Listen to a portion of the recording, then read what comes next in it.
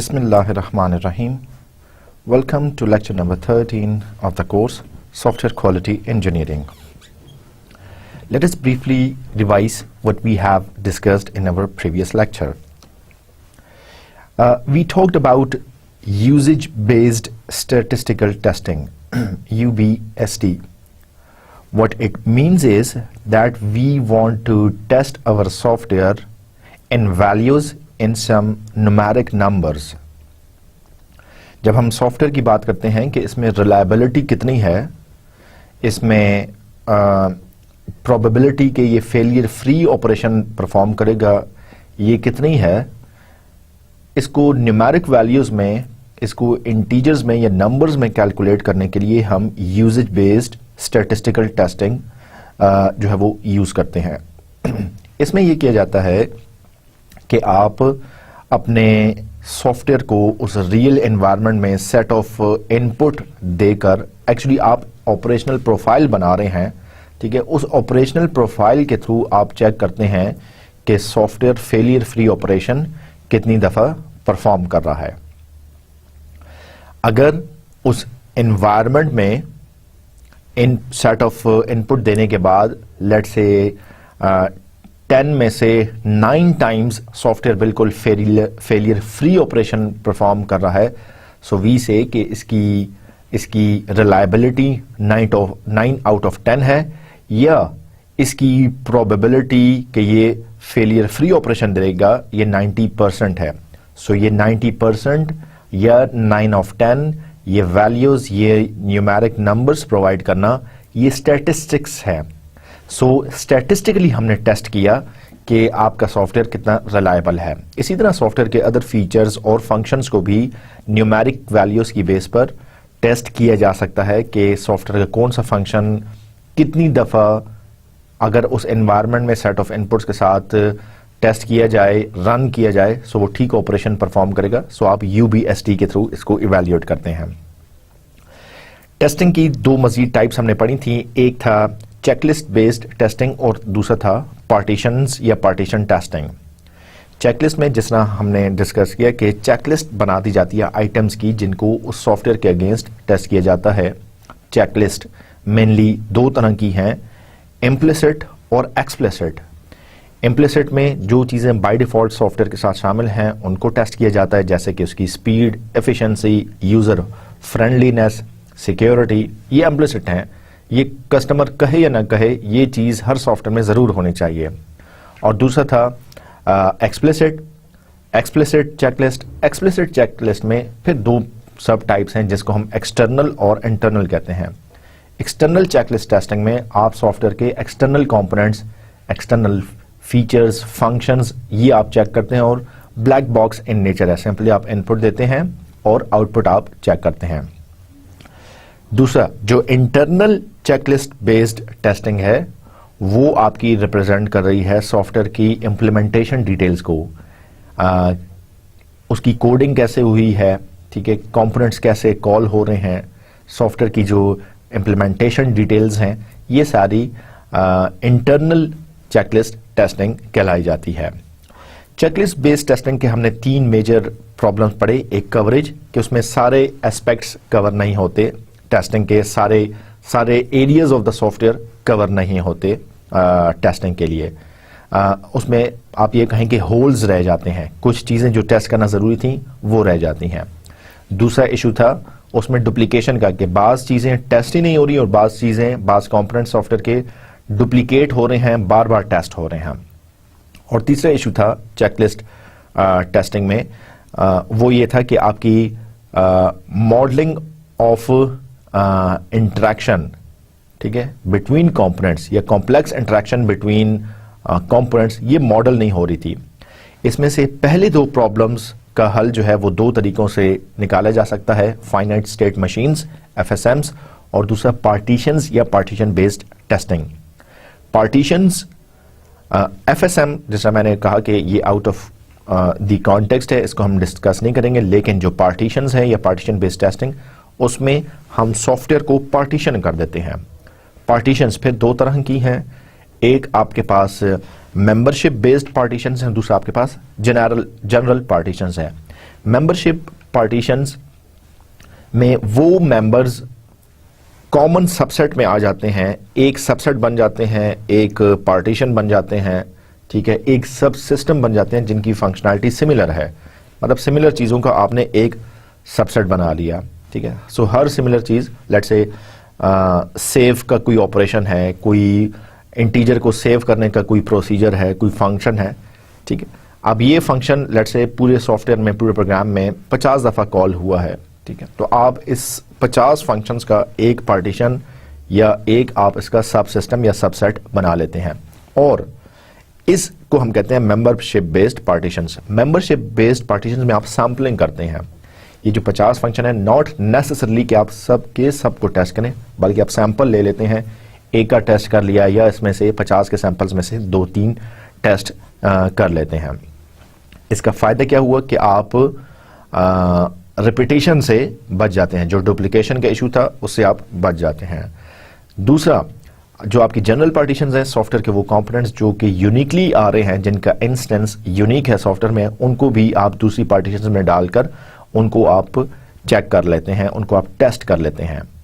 सो आपकी partition based testing या partition testing में आपके 2 मेजर इश्यूज रिजॉल्व हो जाते हैं, ठीक है। इसके अलावा हमने बात की थी एक ऑपरेशनल प्रोफाइल्स की। ऑपरेशनल प्रोफाइल क्या है कि आप अपने सॉफ्टवेयर को रियलिस्टिकली एनवायरनमेंट में वो कैसा बिहेव करेगा उसको चेक करने के लिए आप उसकी एक प्रोफाइल बनाते हैं, उसको सेट ऑफ इनपुट देते हैं, और वो एनवायरनमेंट देते हैं जिसमें वो सॉफ्टवेयर एक्चुअली जाके डिप्लॉय होगा, यूज होगा, ठीक है। सो ये ऑपरेशनल प्रोफाइल बनाने के बाद आप अपने सॉफ्टवेयर को टेस्ट करते हैं, ठीक है।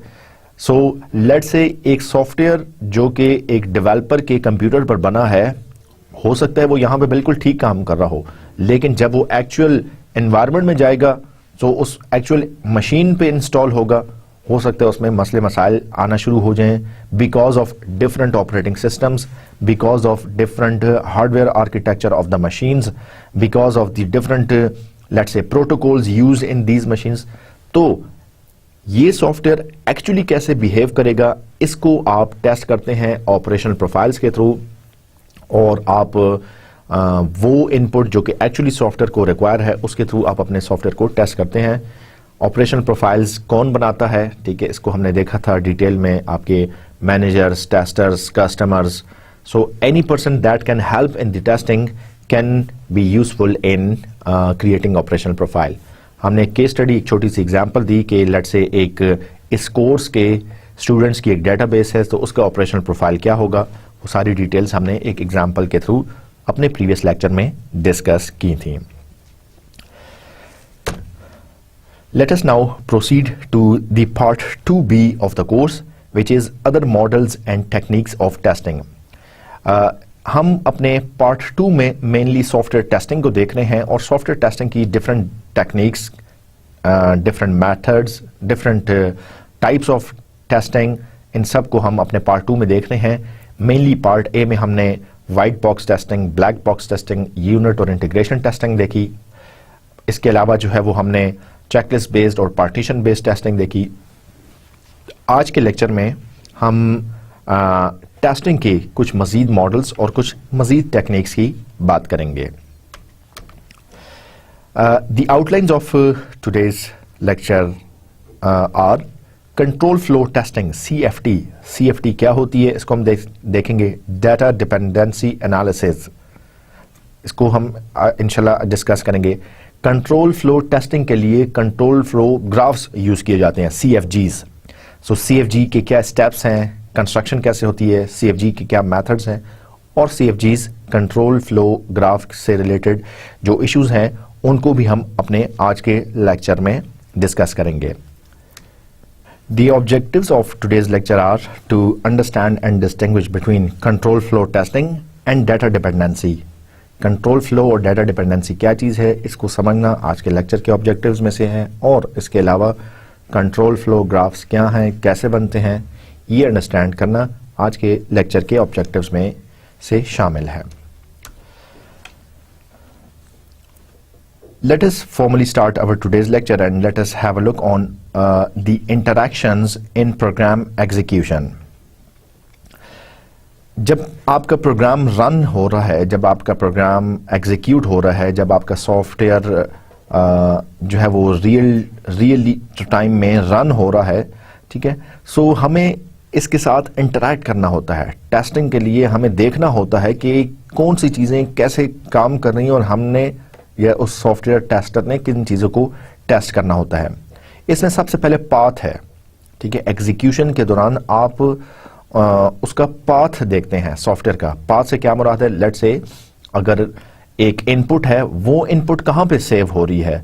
लेट्स से वो सी ड्राइव में एक फोल्डर है उस सॉफ्टवेयर के नाम से, उसमें फिर सब फोल्डर, वहाँ पे जाके वो वैल्यूज़ एक लेट्स से नोटपैड में सेव हो रही हैं या किसी भी फॉर्मेट में सेव हो रही हैं. सो पाथ क्या है? या उस वेरिएबल के सेव होने का पाथ, या दूसरे अल्फाज में आप ये कहें कि उस सॉफ्टवेयर के स्टेजेस क्या हैं, एलिमेंट्स क्या हैं. आप अगर कोई अपना डेटाबेस में से कोई रिकॉर्ड रिट्रीव करना चाहते हैं तो पाथ क्या होगा? सबसे पहले आपके सामने एक स्क्रीन होगी जिसमें आप लॉग इन करेंगे, ठीक है. उसके बाद जब आपके लॉग इन क्रेडेंशियल्स ठीक हो जाएंगे, फिर आप जो है वो अपनी क्यूरी देंगे. क्यूरी के बाद आप सबमिट का बटन दबाएंगे. उसके बाद एक तीसरा पेज खुलेगा जिसमें आपका रिक्वायर्ड डाटा आपको प्रोवाइड किया जाएगा या रिक्वायर्ड इंफॉर्मेशन आपको रिट्रीव करके दी जाएगी. सो पाथ देखा जाता है. इसके अलावा देखा जाता है later execution affected by earlier stages. शुरू में जो चीजें एग्जीक्यूट हुई उनका बाद के स्टेजेस पर क्या असर पड़ता है. लेट्स से शुरू में अगर आपने कोई रॉन्ग आर्गुमेंट पास किया या इनवैलिड इनपुट दी, तो क्या ये यूजर की तरफ से इनवैलिड या रॉन्ग इनपुट आगे प्रोपोगेट हो रही है, आगे भी मसले मसाइल कर रही है, ठीक है, या यूजर को वहीं उसी स्क्रीन पर वार्न कर दिया जा रहा है, इन्फॉर्म कर दिया जा रहा है कि भाई एक मैसेज है, आप इसको चेक करें. Interaction during the execution of program, इसके लिए हम कंट्रोल फ्लो टेस्टिंग करते हैं, ठीक है. आप इसको नाम से समझने की कोशिश करें. ये है फ्लो. आप सॉफ्टवेयर के फ्लो को टेस्ट कर रहे हैं. एक स्क्रीन से दूसरी स्क्रीन, एक स्टेज से दूसरा स्टेज, एक स्टेप से दूसरा स्टेप. फ्लो क्या चीज है? इस फ्लो को, इस सॉफ्टवेयर के इस फ्लो को टेस्ट किया जा रहा है और ये फ्लो एक कंट्रोल्ड एनवायरनमेंट में है या कंट्रोल्ड तरीके से इस फ्लो को चेक किया जाता है, इसलिए हम इसको कहते हैं controlled flow testing. Control flow testing कैसे की जाती है? Control flow testing can only be achieved और can only be accomplished through the control flow graphs, CFG. Graphs बनाए जाते हैं जिसमें नोड्स होती हैं और इन नोड्स के थ्रू आप इन नोड्स और ग्राफ के थ्रू आप कंट्रोल फ्लो टेस्टिंग करते हैं. Control flow testing is a subset of sort of finite state machines. Finite state machine और control flow testing, ये आप इसको यूं एज्यूम करें कि ये सिमिलर है या उसका एक सबसेट है. इसके अलावा जब आप इंटरेक्शंस इन प्रोग्राम एग्जीक्यूशन की बात करते हैं, so computational results are also affected, ठीक है. आपने एक चीज किस तरीके से कंप्यूट की, जो आउटपुट आई, ठीक है, असल में रॉन्ग इनपुट या इनवैलिड आर्गुमेंट प्रोवाइड नहीं किया है, लेकिन कंप्यूटेशनली जो आपके पास वैल्यूज आई हैं वो अगले स्टेजेस को भी असरअंदाज कर सकती हैं. मुख्तलिफ किस्म का डाटा जो है वो it can result in different outputs. So ये चीज कैसे चलती है, इसको हम कहते हैं डाटा डिपेंडेंसी. डाटा जो आप सॉफ्टवेयर को दे रहे हैं, ठीक है, ये कोई आउटपुट प्रोड्यूस करेगा. So this output is actually dependent on the data that you are going to input to the software. So इस data dependency को चेक करना, ठीक है, ये भी बड़ा जरूरी है. और data dependency का एनालिसिस करना, ठीक है, data dependency को शो करना, ठीक है, ये भी सॉफ्टवेयर टेस्टिंग का हिस्सा है. और डाटा डिपेंडेंसी को भी हम ग्राफ्स के थ्रू शो करते हैं. सो सॉफ्टवेयर के फ्लो को भी हम ग्राफ्स के थ्रू शो करते हैं जिसको हम कहते हैं कंट्रोल फ्लो ग्राफ्स, CFG. और सॉफ्टवेयर की डाटा डिपेंडेंसी को भी हम ग्राफ्स के थ्रू शो करते हैं जिसको हम कहते हैं डाटा डिपेंडेंसी ग्राफ, DDG. और इस ओवरऑल प्रोसेस को, डाटा डिपेंडेंसी के प्रोसेस को हम, डाटा डिपेंडेंसी के की टेस्टिंग को हम कहते हैं डाटा फ्लो टेस्टिंग, DFT। ठीक है। सो आप जहन में दो चीजें याद रखें, एक है हमारे पास सॉफ्टवेयर में के फ्लो को, एक है सॉफ्टवेयर का फ्लो और एक है सॉफ्टवेयर की डाटा डिपेंडेंसी। सॉफ्टवेयर के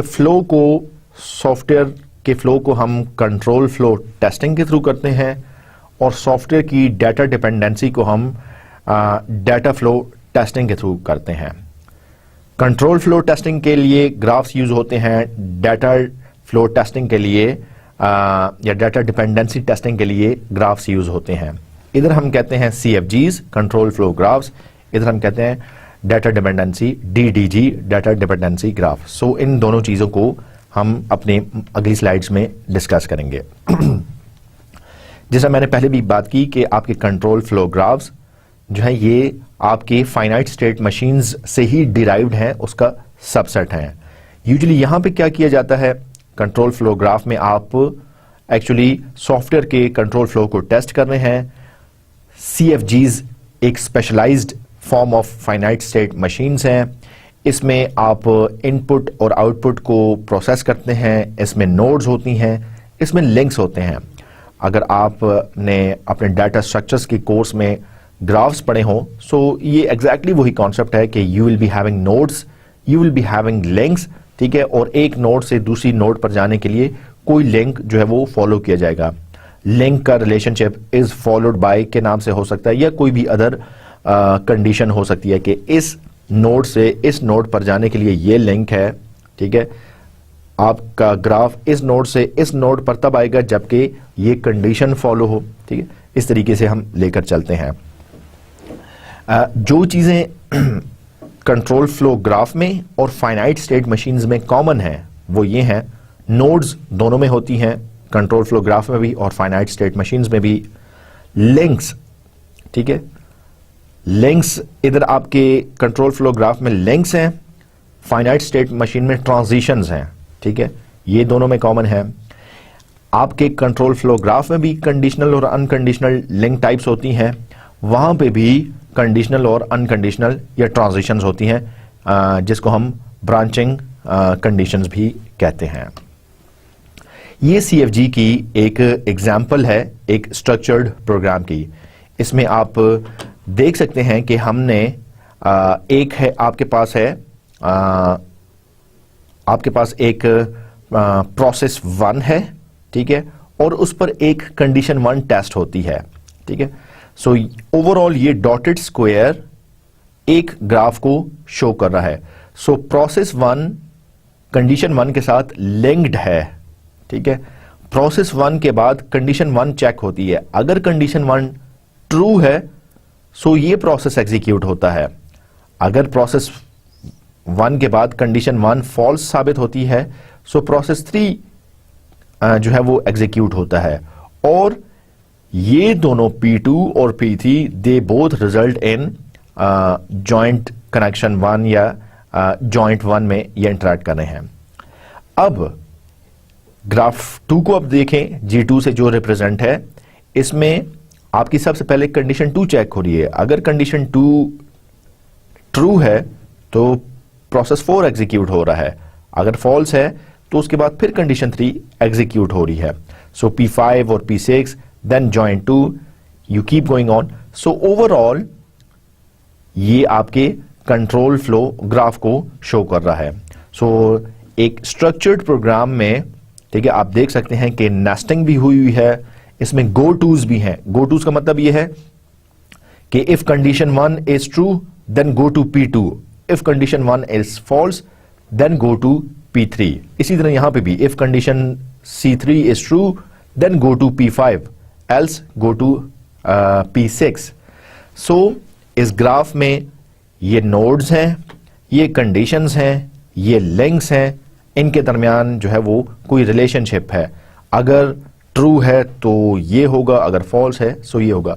सो आपने अपने सॉफ्टवेयर के फ्लो को इस ग्राफ के थ्रू रिप्रेजेंट कर दिया। ठीक है।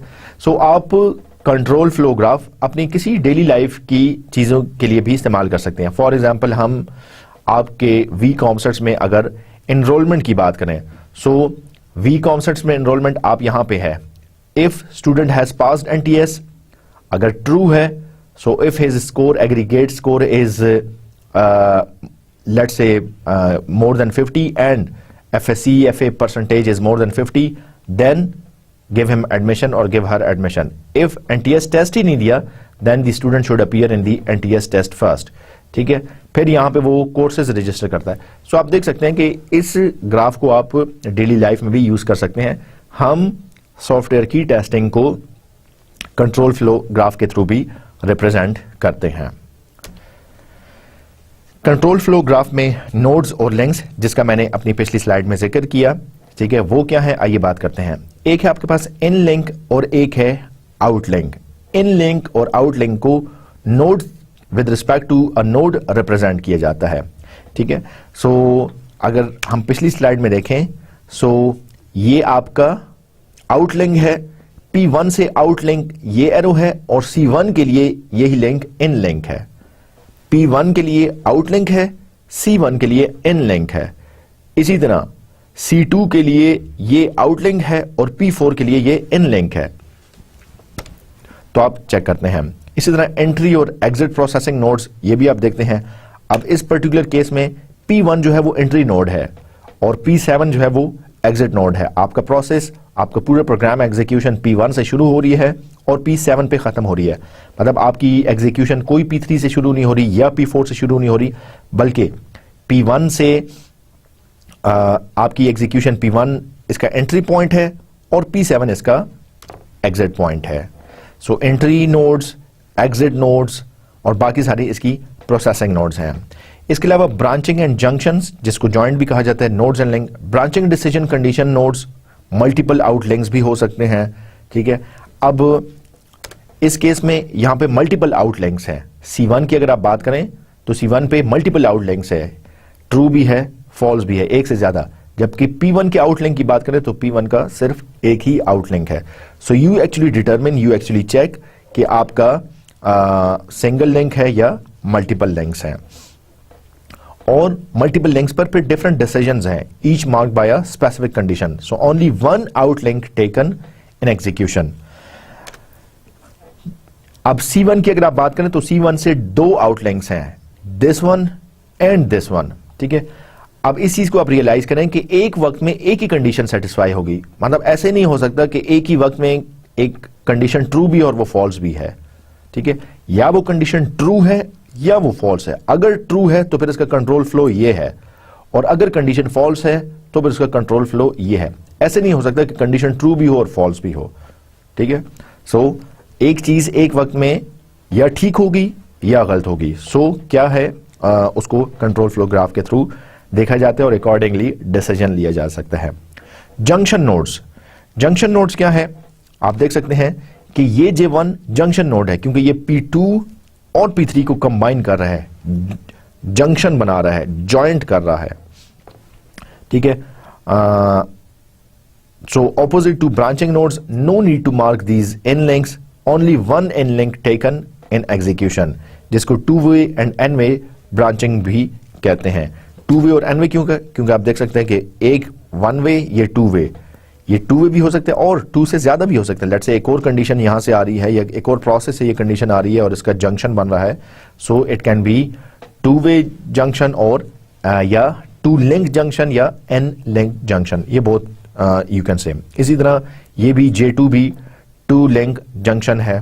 ठीक है, सो इसमें आप देख सकते हैं कि एक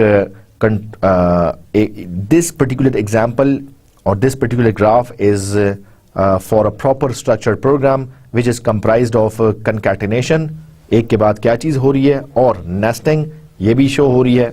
नेस्ट बना हुआ है G1, G2, G3 plus number of go twos इसमें बने हुए हैं कि कौन सी कंडीशन किस नोड पर क्या हो तो फ्लो इधर जाएगा, ट्रू हो तो इधर जाएगा, फॉल्स हो तो इधर जाएगा। सो ये सारी चीजें कंट्रोल फ्लो ग्राफ में मेंशन होती हैं। कंट्रोल फ्लो ग्राफ्स जो है वो कंट्रोल फ्लो टेस्टिंग के लिए यूज होते हैं। ठीक है, या कंट्रोल फ्लो टेस्टिंग आप कैसे कर सकते हैं? कंट्रोल फ्लो टेस्टिंग आप कर सकते हैं कंट्रोल फ्लो ग्राफ के थ्रू। आइए इसकी डिटेल देखते हैं। सो सेपरेट प्रोसेसिंग, ब्रांचिंग, जंक्शन। ठीक है, आपने देखा कि हर प्रोसेस के लिए, ठीक है, सेपरेट लिंक्स हैं, सेपरेट जंक्शंस हैं। ठीक है, सो ये सारी चीजें एक्सप्लिसिटली आप चेक कर रहे हैं, प्रोसेसिंग चेक कर रहे हैं, ब्रांचेस चेक कर रहे हैं, जंक्शंस चेक कर रहे हैं। ठीक है, आपकी डिफरेंट नोड्स हैं जो कि क्लैरिटी को शो करनी है। कुछ इसमें सीक्वेंशियल नोड्स हैं, यानी कि एक के बाद दूसरी नोड्स। ठीक है, कोलैप्सिंग इनटू वन नोड। ठीक है, यानी कि जॉइंट जिसको आप कह रहे हैं कि P1 की आउटपुट और लेट्स से P2 की आउटपुट और P3 की आउटपुट ये जंक कर रही है, कोलैप्स कर रही है। ठीक है, जॉइंट वन में। ठीक है, दूसरा जो इंपॉर्टेंट चीज है वो ये है कि नो पैरेललिज्म अलाउड। पैरेललिज्म इसमें नहीं है। जिस तरह मैंने पहले भी कहा कि दो चीजें साइमल्टेनियसली नहीं चलेंगी। ट्रू और फॉल्स दोनों साइमल्टेनियसली नहीं हो सकते। पैरेलल में ट्रू भी और फॉल्स भी नहीं हो सकता।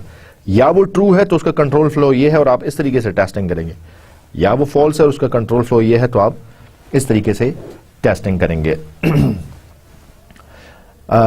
इसके अलावा मोस्टली जो है वो सिंगल एंट्री और सिंगल एग्जिट्स होते हैं आपके कंट्रोल फ्लो में।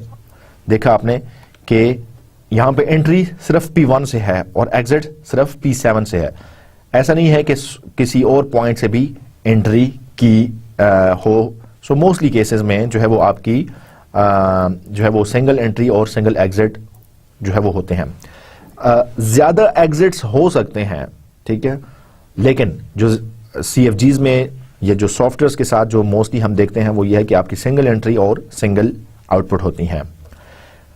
कंट्रोल फ्लो टेस्टिंग के लिए जो फोकस किया जाता है वो आपकी गो टू स्टेटमेंट्स पे किया जाता है कि कौन सी गो टू स्टेटमेंट किस जगह पे ले जा रही है और उस जगह पे ले जाके आप टेस्ट करते हैं। फॉर एग्जांपल P1 से आपने कंडीशन 1 चेक की, उसके बाद if condition 1 is true then go to process P2, if condition 1 is false then go to process P3। So आप गो टूज को चेक कर रहे हैं। और अपने CFGs में जैसा मैंने पहले भी बात की कि I जो है वो P जो है वो प्रोसेसिंग नोड को शो कर रहा है, ठीक है, जिसको मैं प्रोसेस भी कह रहा हूं, इसको आप प्रोसेसिंग नोड भी कह सकते हैं या सिर्फ नोड भी कह सकते हैं।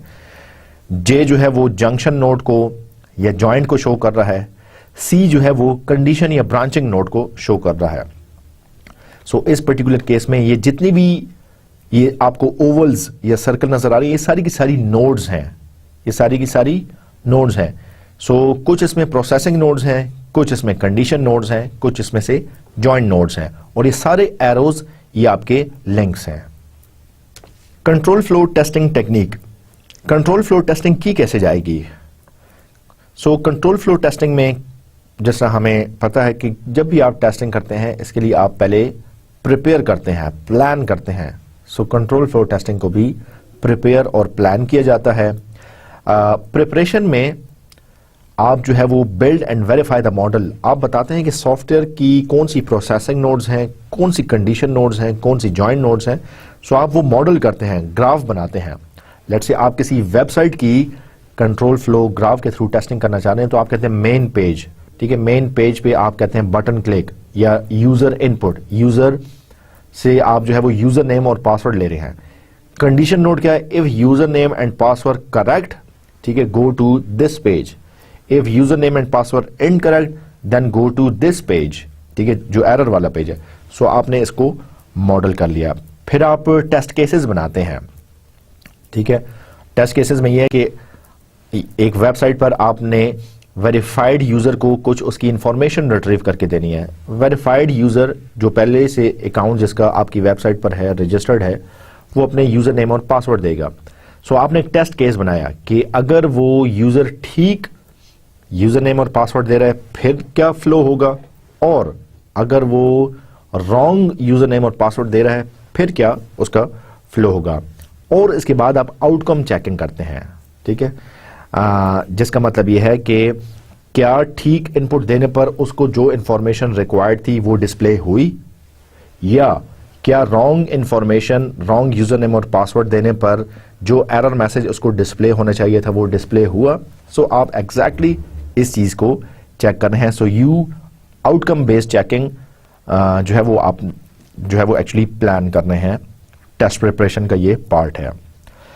कुछ इसके अलावा जो स्टेप्स शामिल हो सकते हैं जिसको हर किस्म की टेस्टिंग में जो है वो शामिल किया जा सकता है, CFT में भी, कंट्रोल फ्लो टेस्टिंग में भी ये स्टेप्स शामिल है, जैसे कि प्लानिंग, जैसे कि प्रिपरेशन, जैसे कि एग्जीक्यूशन और फिर उसके बाद analysis and flow up.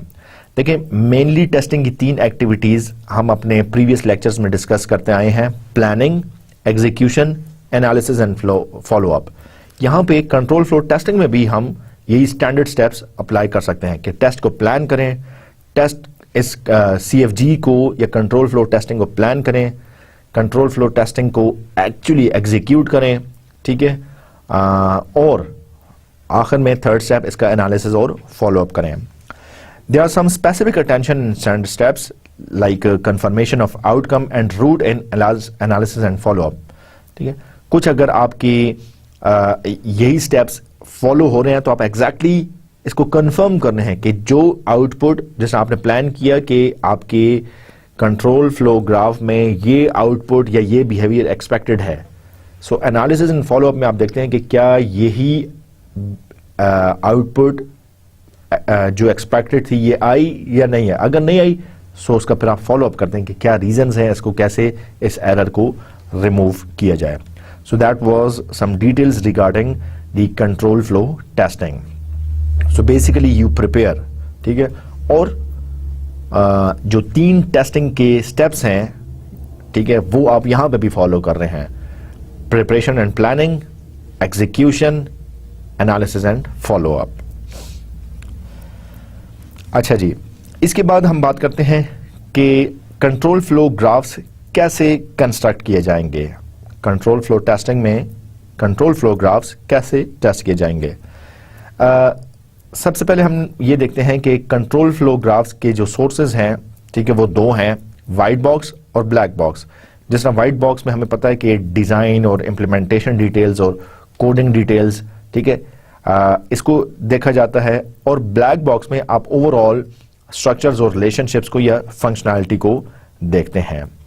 So programme derived CFGs, आप अपने प्रोग्राम को इस तरीके से रन कर रहे हैं, ठीक है, या आप कंट्रोल फ्लो इस तरीके से रन कर रहे हैं, कंट्रोल फ्लो ग्राफ्स आप इस तरीके से रन कर रहे हैं, बना रहे हैं कि वो आपकी प्रोग्राम की रनिंग को बताए, ठीक है, प्रोग्राम कैसे रन होगा और उसकी क्या क्या चीजें आ रही हैं, ठीक है, क्या क्या आउटपुट आएगा, ये क्या क्या आउटपुट एक्सपेक्टेड है, वो सारा आप ग्राफ के थ्रू ड्राइव कर लेते हैं, जिसमें प्रोसेसिंग है, ठीक है, नोड्स की प्रोसेसिंग, किस चीज को आप एग्जैक्टली कैसे चेक कर रहे हैं, ब्रांचेस को चेक कर रहे हैं, लूप स्टेटमेंट्स जिसको हम आज के लेक्चर में बाद में चेक करेंगे, compositions, go to statements, no go to statements, implicit और एक्सप्लिसिट पॉइंट्स, एंट्री, ठीक है, ये सारी चीजें आप जो है वो चेक कर रहे हैं।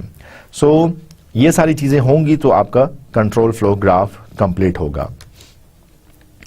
आइए व्हाइट बॉक्स के लिए एक कंट्रोल फ्लो ग्राफ बनाते हैं, ठीक है। अब आपके पास एक प्रोग्राम था जिसमें इनपुट ABC लाइन 1 पे, देन लाइन 2 पे जो है वो आपकी कुछ और वेरिएबल्स हैं जो कि मल्टीप्लाई हो रहे हैं, उनकी प्रोडक्ट है, फिर एक लूप है, इफ एल्स स्टेटमेंट है, if D is greater than 0 then, ठीक है। सो ये आपके पास 9 लाइंस का एक प्रोग्राम लिखा हुआ है।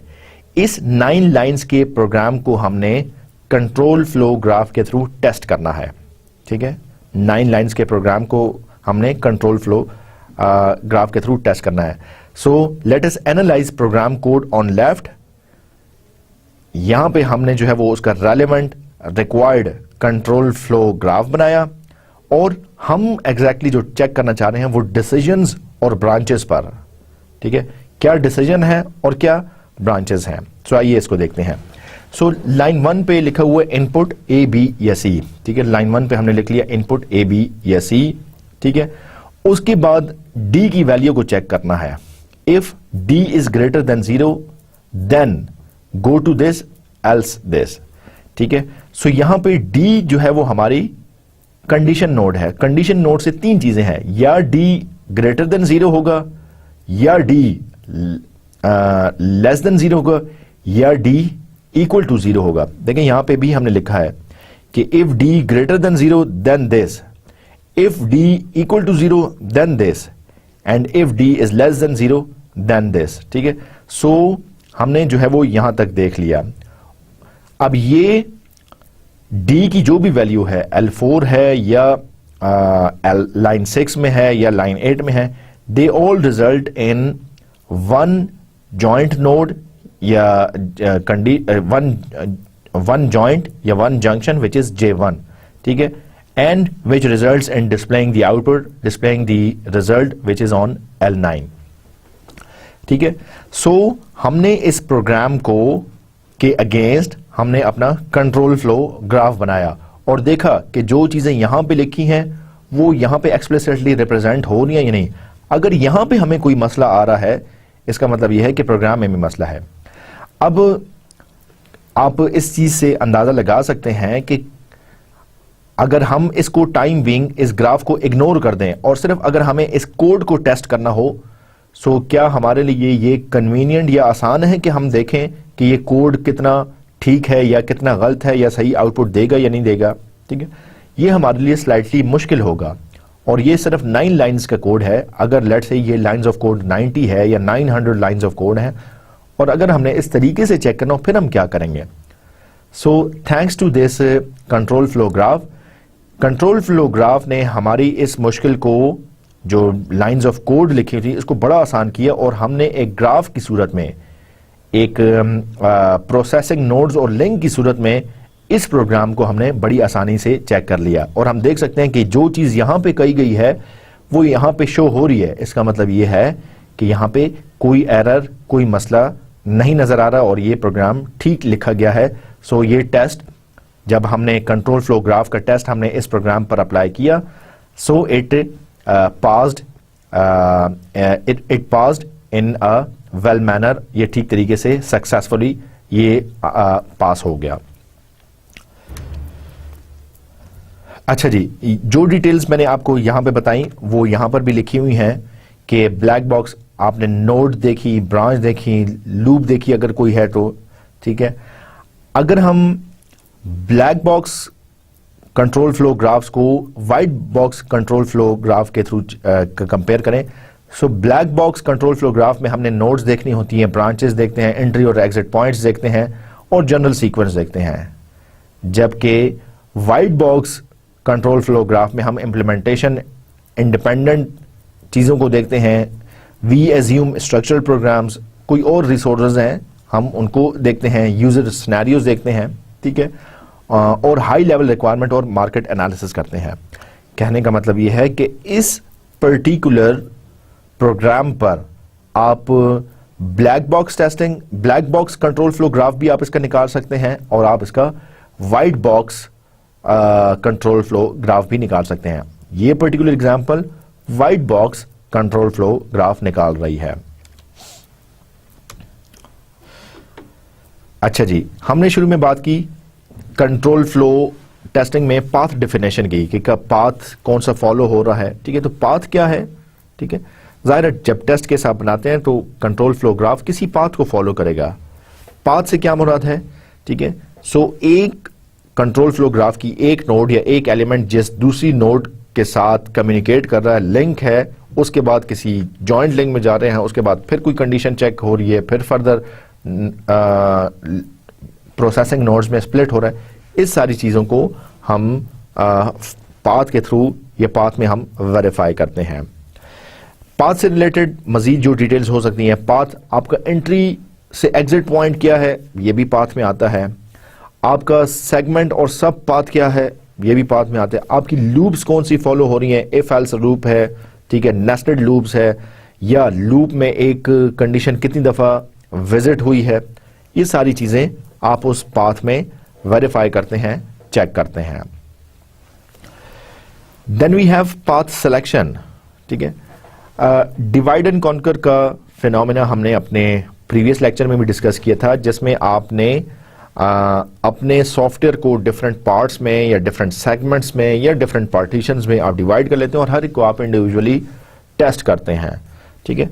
सो पाथ सिलेक्शन में भी हमने क्या किया कि डिफरेंट पाथ्स हैं, ठीक है। लेट्स से कंडीशन ट्रू हो रही है तो फिर ये पाथ फॉलो हो रहा है, कंडीशन फॉल्स हो रही है तो ये पाथ फॉलो हो रहा है। अब जब हम टेस्टिंग करेंगे तो इस पाथ के लिए हम अलग से टेस्ट कर रहे हैं, इस पाथ के लिए हम अलग से टेस्ट कर रहे हैं, उसके बाद अगर कोई कंडीशन मीट हो रही है तो वो हम अलग से टेस्ट कर रहे हैं। So we are doing all these thing. So sequential concatenation, nesting of segments, ठीक है, ये सारी चीजें हम देख रहे हैं। कंकैटिनेशन से क्या मुराद है, ठीक है, कंकैटिनेट कहते हैं एक के बाद दूसरे आइटम को लगा देने से, ठीक है। लाइक अगर मैं कहूं कि मेरे पास जो है वो एक सेट है 1 2 3 जिसके एलिमेंट्स हैं 1 2 3, मैं दूसरे कुछ एलिमेंट्स इसके साथ कंकैटिनेट करना चाह रहा हूं जिसके एलिमेंट्स हैं ए और बी। सो मेरा सेट बन जाएगा 1 2 3 ए बी। कंकैटिनेट मैंने उसके साथ लगा दिए ये एलिमेंट्स, ठीक है, सीक्वेंस में मैंने कर दिए। सो सीक्वेंशियल कंकैटिनेशन जो है वो ये पाथ सिलेक्शन में ये चेक की जाती है। नेस्टिंग ऑफ सेगमेंट्स, ठीक है, आपको पता है नेस्ट होते हैं, यूजुअली नेस्टेड लूप्स की बात की जाती है कि जब तक वो कंडीशन मीट नहीं होती वो लूप चलती रहती है नेस्ट की सूरत में, ठीक है। सो नेस्टेड ऑफ सेगमेंट्स चेक किया जाता है। कोई अगर अनस्ट्रक्चर्ड कंस्ट्रक्शन है उनको चेक किया जाता है।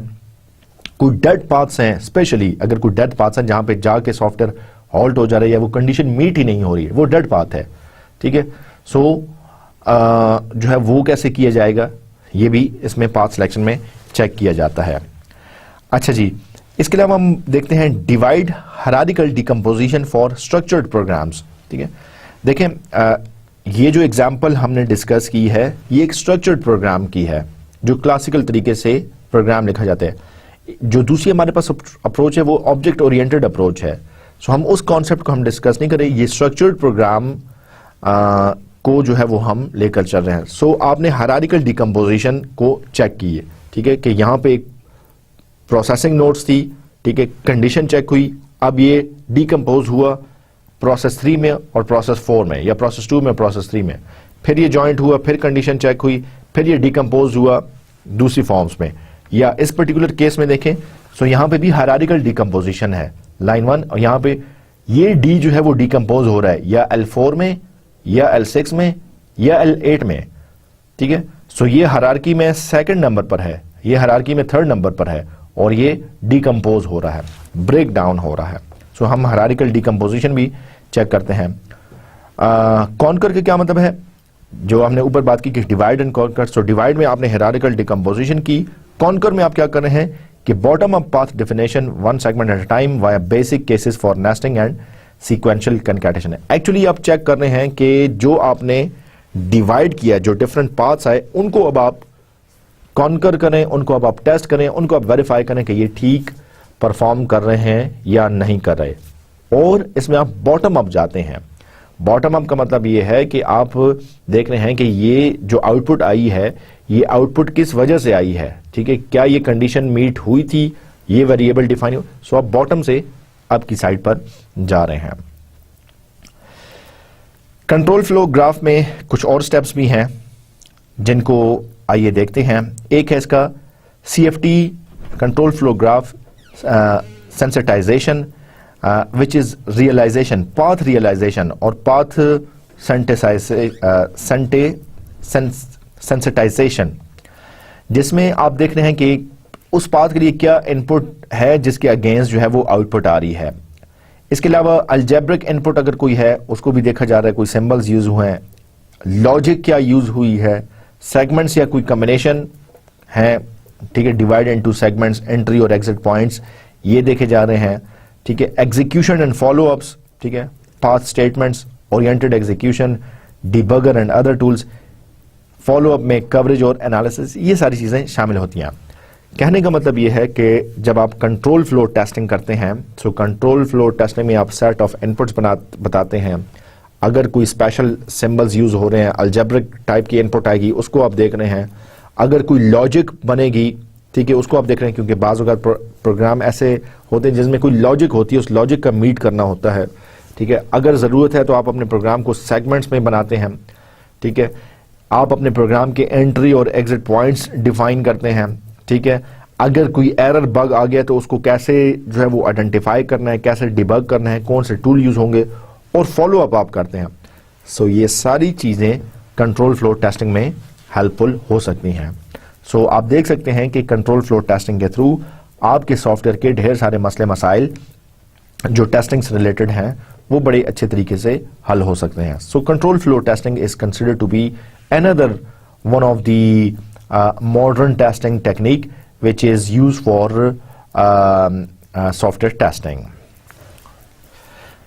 आपके सॉफ्टवेयर में, आपके प्रोग्राम में, आपके कोड में लूप्स होंगी। लूप्स को कैसे टेस्ट किया जाए, ठीक है, ये बड़ा जरूरी है, ठीक है।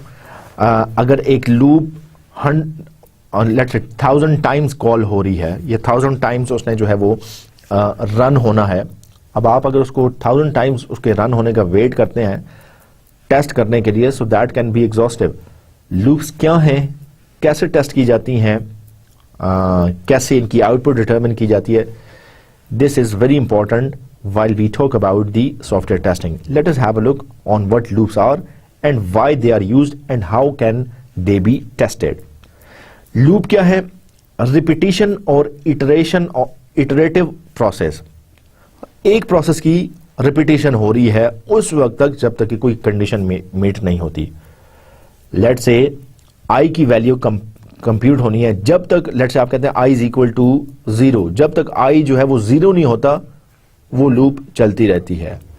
अब वो आई 100 लूप्स में 0 के बराबर होता है, 50 लूप्स में होता है, या 2 दफा चल के लूप 2 दफा चल के वो आई 0 होता है, जब तक वो कंडीशन मीट नहीं होती लूप चलती रहती है। तो वो प्रोसेस रिपीट हो रहा है। ग्राफ में क्या होता है? A path with one or more nodes visited more than once. Graph में लूप क्या चीज है?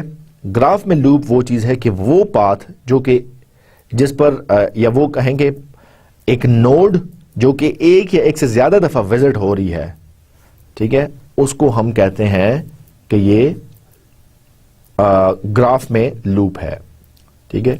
एक नोड अगर एक से ज्यादा दफा विजिट हो रही है, ठीक है, तो हम कहते हैं कि ये ग्राफ का लूप है। टेस्टिंग में लूप्स को जरूर टेस्ट किया जाता है, ठीक है। जब भी आप किसी सॉफ्टवेयर की टेस्टिंग कर रहे हैं, लूप्स आएंगी, उन लूप्स को टेस्ट करना ये बड़ा जरूरी है।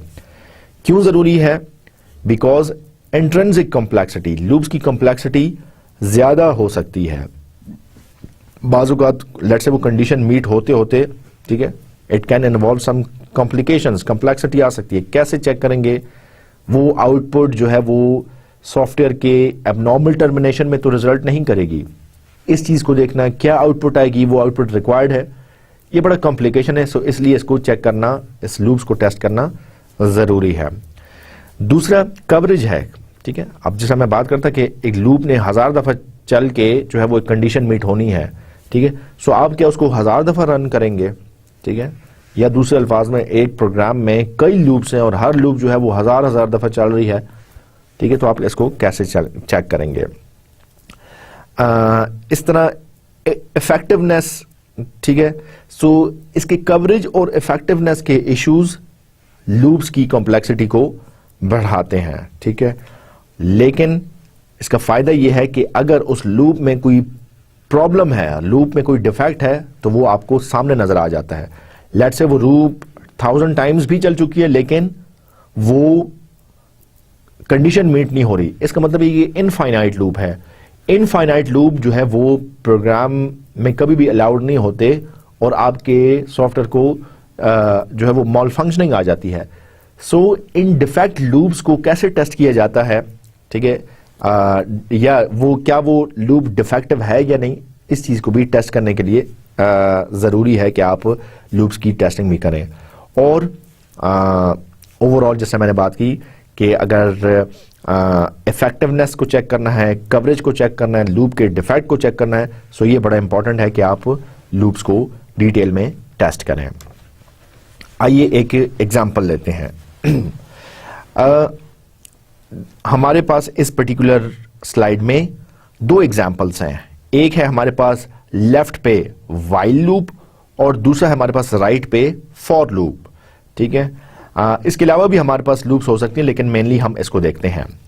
अब हम इसमें देख रहे हैं कि while C do B, let's say previously कोई कंडीशन थी, अब आपने सी को देखना है, ठीक है। अगर सी हो गया है, कंडीशन मीट हो गई, ठीक है, ये बी ट्रू हो गया, कंडीशन ट्रू हो गई, वो बी पर चला गया, ठीक है। और अगर नहीं हुआ तो फिर आप इसको दोबारा चेक कर रहे हैं, ठीक है। जब तक ये ट्रू है बी होता जा रहा है, जब ये सी फॉल्स हो जाएगा फिर ये नेक्स्ट कंडीशन पे चला जाएगा। अभी हमने पिछली स्लाइड में देखा कि ग्राफ्स में ये, अब इस लूप को हम ग्राफ में रिप्रेजेंट कर रहे हैं।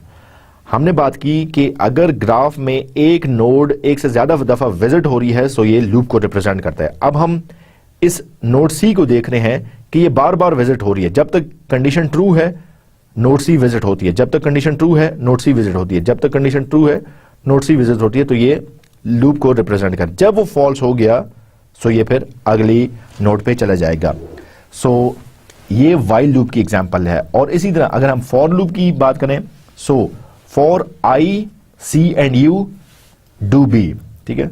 आई को अब हमने चेक करना है, अगर आई के बाद मतलब हमने सी को चेक करना है, कुछ वैल्यूज है हमारे पास, इंटीजर डिफाइन किया, चेक किया, ठीक है। अगर वो सी है, ट्रू है, ठीक है, तो वो बी पर जाए और उस वक्त तक बी पर जाए जब तक कि सी की वैल्यूज जो है वो करेक्ट नहीं हो जाती। सो ये आप देख सकते हैं कि ये सी से बी और बी से यू और यू से फिर सी, सो ये एक लूप बन रही है, ये बार बार रिपीट हो रही है, इटरेशन है, इटरेटिव है ये, ठीक है। सो ये उस वक्त तक रिपीट होती रहेगी जब तक कि सी जो है वो फॉल्स नहीं हो जाता। जब सी फॉल्स होगा सो ये नेक्स्ट में चला जाएगा। सो आप देख सकते हैं कि हमने लूप्स को CFGs के थ्रू, ग्राफ्स के थ्रू रिप्रेजेंट किया। अब हम यहां पे देख सकते हैं कि लेट्स से इस लूप में कोई एरर तो नहीं है, कहीं इनफाइनाइट लूप तो नहीं है, कहीं डिफेक्टिव लूप तो नहीं है। सो ये हम सॉफ्टवेयर को बड़े अच्छे तरीके से इसमें चेक कर सकते हैं। अच्छा जी, लूप्स की हमें पता है कि दो तरह की स्पेसिफिकेशन है, एक डिटर्मिनिस्टिक है और एक नॉन डिटर्मिनिस्टिक है। डिटर्मिनिस्टिक का मतलब यह कि हमें पहले से पता होता है कि क्या आउटपुट आएगी या कितनी इटरेशंस होंगी। Let's say for I is equal to 0 and अगर आपने उसको वेरीफाई किया और वो लूप लेट्स से आपको पता है कि 10 दफा चलने के बाद जो है वो 0 हो जाएगा, सो ये डिटर्मिनिस्टिक है, यू हैव ऑलरेडी डिटर्मिन्ड, आपको पता है, ठीक है। नॉन डिटर्मिनिस्टिक का मतलब यह है कि आपको नहीं पता कि ये 2 दफा चलने के बाद कंडीशन मीट होगी या 10,000 दफा चलने के बाद कंडीशन मीट होगी, so it is non deterministic. Individual loops में लूप कंट्रोल है, नोड है, प्रेडिकेट है, कंट्रोल वेरिएबल है, लूप के एंट्री और एग्जिट पॉइंट्स हैं, जैसे हमने यहाँ पे देखा कि ये लूप का एंट्री पॉइंट है इस पर्टिकुलर केस में और ये लूप का एग्जिट पॉइंट है, ये एंट्री पॉइंट है, ये एग्जिट पॉइंट है, ठीक है। सो प्रोसेसिंग एंड लूपिंग है, प्री टेस्ट है, प्रो टेस्ट है, पोस्ट टेस्ट है, मिक्स टेस्ट है, ठीक है। ये सारी की सारी चीजें लूप स्पेसिफिकेशन के साथ शामिल हैं। इसके अलावा आप लूप्स को कंबाइन भी कर सकते हैं, लाइक एक प्रोग्राम में जैसा मैंने पहले बात की कि कई से एक से ज्यादा दफा भी जो है वो एक से ज्यादा मरतबा भी लूप्स हो सकती हैं, एक से ज्यादा भी लूप्स हो सकती हैं। तो क्या इनको कंबाइन करना है, कनकैटिनेट करना है, नेस्टिंग करनी है, स्ट्रक्चर्ड है या नॉन स्ट्रक्चर्ड है, ठीक है। स्ट्रक्चर्ड होंगी तो नेस्टिंग और कनकैटिनेशन में जाएगा, नॉन स्ट्रक्चर्ड होंगी तो गो टू स्टेटमेंट्स में जाएगा, ठीक है। सो ये सारी चीजें एक लूप के साथ शामिल हो सकती हैं। तो जब आप इनको ग्राफ्स में कन्वर्ट करते हैं, सो CFGs में कन्वर्ट करते हैं, so you have to keep these details in mind. अच्छा जी, अब हम एक नेस्टेड लूप को इनफिजिबल फॉर नेस्टेड लूप, एक लूप की टेस्टिंग करते हैं। अब आप यहां पे देख सकते हैं कि i is equal to 0, m to 1 और n of i, ठीक है, और इसको हमने चेक करना है। कहने का मतलब यह है कि ये i इटरेशंस तक ये काम करेगी, लेकिन हमें कैसे पता चलेगा कि i कैसे सेलेक्ट करना है, ह्यूरिस्टिक्स और कंक्रीट मेजर्स हमें चाहिए, बाउंड्री रिलेटेड प्रॉब्लम्स यहां पे भी आएंगे, ठीक है।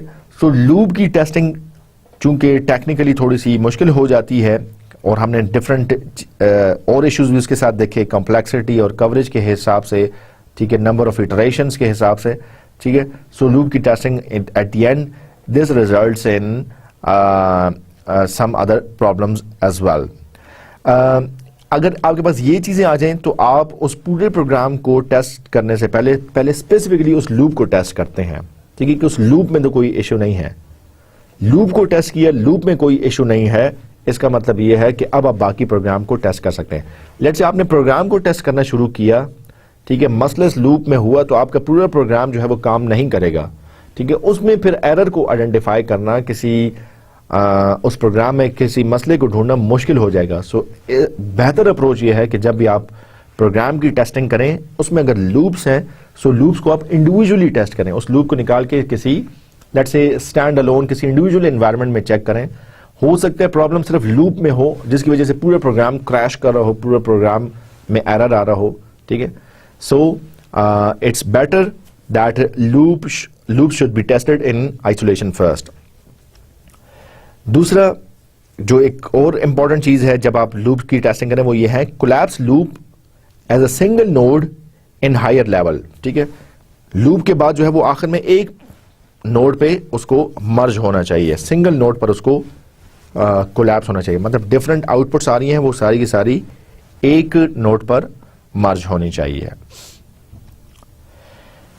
जी, जो चीजें इंपॉर्टेंटली हमने लूप में देखनी चाहिए, क्रिटिकल वैल्यूज हैं जिसको बाउंड्री प्रॉब्लम्स भी कहते हैं, मतलब जिसको एक्सट्रीम लूप टेस्टिंग भी कहते हैं। एक्सट्रीम पर वैल्यूज जब चली जाएं फिर क्या होगा, हमें एक्चुअली यही टेस्ट करना है। So under and over defined problems and closure problems, ठीक है। एक नंबर है, ठीक है, वो आपने ऐसा नंबर सेलेक्ट किया कि जिसकी वजह से वो लूप जो है वो कंटिन्यूसली चल रही है, इनफाइनाइट तरीके से चल रही है, तो या आपने उसको ओवर डिफाइन कर लिया है या आपने अंडर डिफाइन कर दिया है, ठीक है। सो इसको देखा जाता है लोअर बाउंड प्रॉब्लम्स, ठीक है। आपने लूप को इनिशियलाइज ही नहीं किया, वो लूप चलती ही नहीं है, ठीक है। इनिशियलाइज करना जरूरी है, इनिशियलाइज करेंगे उसके बाद इंक्रीमेंट आएंगे तो वो इटरेशंस उसकी चलेंगी। सो एक था अपर बाउंड्री प्रॉब्लम कि वो लूप इनफाइनाइटली कंटिन्यूसली चलती रहती है, एक है लोअर बाउंड प्रॉब्लम कि आपने इनिशियलाइज ही नहीं किया, ठीक है। और एक और प्रॉब्लम है जिसको हम लोअर बाउंड टेस्ट वैल्यूज कहते हैं, जिसमें जो है वो आप देखते हैं कि कोई चीजें बाईपास तो नहीं हो रही, या जो है वो वैल्यूज ऐसी मिनिमम है या मिनिमम +1 है या मिनिमम -1, ये चीजें जो है वो बाईपास तो नहीं हो रही। अच्छा जी, कंट्रोल फ्लो टेस्टिंग यूज कहां पे होती है जी? कंट्रोल फ्लो टेस्टिंग आपकी व्हाइट बॉक्स टेस्टिंग में भी यूज होती है, जहां पे आपके स्मॉल प्रोग्राम्स हों और उनकी यूनिट टेस्टिंग करनी हो, वहां पे भी कंट्रोल फ्लो टेस्टिंग की जाती है। सिस्टम लेवल मॉडल्स जहां पर हो वहां पे भी आपकी कंट्रोल फ्लो टेस्टिंग की जाती है। मतलब जब आप इंटरनल कंपोनेंट्स को इंडिविजुअली देखना चाहें, यूनिट टेस्टिंग करना चाहें, कंट्रोल फ्लो टेस्टिंग वहां पे भी होती है। इसके अलावा अगर आप ओवरऑल फंक्शंस और फीचर्स देखना चाहें, एब्स्ट्रैक्ट लेवल पर या हायर लेवल पर चीजों को चेक करना चाहें, सो वहां पे भी कंट्रोल फ्लो टेस्टिंग होती है। लेकिन हायर लेवल पर या एब्स्ट्रैक्ट लेवल पर कंट्रोल फ्लो टेस्टिंग को कम यूज किया जाता है। डिटेल लेवल में स्मॉल प्रोग्राम्स में जिनकी यूनिट टेस्टिंग करनी हो, डिटेल में कंपोनेंट्स को देखना हो, वहां पे CFT ज्यादा यूज होती है। इसके अलावा ये अगर जानना हो कि कंट्रोल फ्लो एरर्स हैं या नहीं है, ठीक है, अदर टेक्निक्स के साथ इस कंट्रोल फ्लो टेस्टिंग को यूज करके CFT को यूज किया जाता है। सो हमने कंट्रोल फ्लो टेस्टिंग कैसे की जाती है, इसके ग्राफ्स कैसे बनते हैं, लूप्स कैसे इसमें टेस्ट की जाती हैं, इसके अलावा जो है वो किस एप्लीकेशन एनवायरनमेंट में ये सूटेबल है, ये सारी चीजें हमने देखी। कंट्रोल फ्लो टेस्टिंग CFTs के साथ कुछ इश्यूज भी हैं, जैसे कि कॉम्प्लेक्सिटी है, ठीक है, मतलब प्रॉपर ग्रैनुलैरिटी होना। ये मतलब आप एक कंडीशन के बाद दूसरी कंडीशन में जाएं, दूसरी के बाद तीसरी, आप ग्रैनुलैरिटी हासिल करना जो है ये एक बड़ा जरूरी है, जो कि मतलब कॉम्प्लेक्सिटी को बढ़ा सकता है। इसके अलावा हायरार्किकल मॉडलिंग आइडियाज ये देखना, फ्रीक्वेंटली यूज्ड और critical parts of the program, इसके साथ अगर आप अपने CFT को यूज करते हैं, सो ये इतना अच्छा कॉम्बिनेशन इसका नहीं बनता। बाज़ औक़ात आपकी हर लैंग्वेज या प्रोग्राम जो है वो CFT को सपोर्ट नहीं करती। इस तरह गाइडलाइंस के भी कुछ इश्यूज हैं, या कम्प्लेक्सिटी मेजरमेंट और guidelines, complexity measurements as guidelines, ठीक है, ये भी कुछ इश्यूज हैं। क्या CFT को ऑटोमेटेड सपोर्ट चाहिए? ठीक है, यस, CFT को आप ऑटोमेट भी कर सकते हैं, जिसमें आप कोई प्रोग्राम, कोई चीज़ें स्पेसिफाई कर दें और ये CFT खुद चलेगी। डिबगिंग के लिए ज़रूरी है पाथ वेरिफिकेशन और ट्रेसिंग जो है। सो ये कुछ चीज़ें हैं जो कि CFT के साथ एसोसिएटेड हैं। Let us proceed towards the summary of today's lecture. In today's lecture, we have mainly talked about the control flow testing. जिस तरह आपको पता है कि कंट्रोल फ्लो, आप अपने सॉफ्टवेयर के फ्लो को टेस्ट करना चाह रहे हैं, सॉफ्टवेयर के कंट्रोल फ्लो को टेस्ट करना चाह रहे हैं। सॉफ्टवेयर के कंट्रोल फ्लो को टेस्ट करने के लिए control flow graphs CFGs use किए जाते हैं। CFGs क्या होते हैं? इसमें नोड्स होती हैं, इसमें लिंक्स होते हैं। इसमें नोड्स, कुछ प्रोसेसिंग नोड्स होती हैं, कुछ कंडीशन नोड्स होती हैं और कुछ इसमें जंक्शन नोड्स होती हैं। ठीक है, सो आप अपने प्रोग्राम जिसको आप टेस्ट करना चाह रहे हैं उसका रेलेवेंट CFG बनाते हैं और देखते हैं कि ये CFG अगर ठीक है, इसका मतलब ये है कि ये प्रोग्राम भी ठीक है। अगर CFG में कोई मसला आ जाए, this means that there might be an issue with the program. So program को वैसे ही, किसी स्ट्रक्चर्ड प्रोग्राम को या अनस्ट्रक्चर्ड प्रोग्राम को वैसे ही टेस्ट करना डिफिकल्ट है, कॉम्प्लिकेशंस हैं। सो आप उसको एक CFG कंट्रोल फ्लो ग्राफ में कन्वर्ट करके उसको टेस्ट करते हैं। CFGs में जैसे मैंने कहा कुछ स्टेप्स हैं, कुछ कंस्ट्रक्शंस हैं, कुछ मेथड्स हैं, कुछ इश्यूज हैं। ये सारी चीज़ें आज के लेक्चर में हमने डिटेल में डिस्कस की। हम इंशाल्लाह अपने अगले लेक्चर में इंटरेक्शन टेस्टिंग को देखेंगे, डाटा डिपेंडेंसी और डाटा डिपेंडेंसी ग्राफ्स को हम देखेंगे, general types of interaction and execution. इंशाल्लाह इन सारी चीज़ों को हम डिटेल में अपने नेक्स्ट लेक्चर में देखेंगे। I hope you enjoyed today's lecture. I'll see you with more details in our next lecture. Until then, take care of yourself and Allah Hafiz.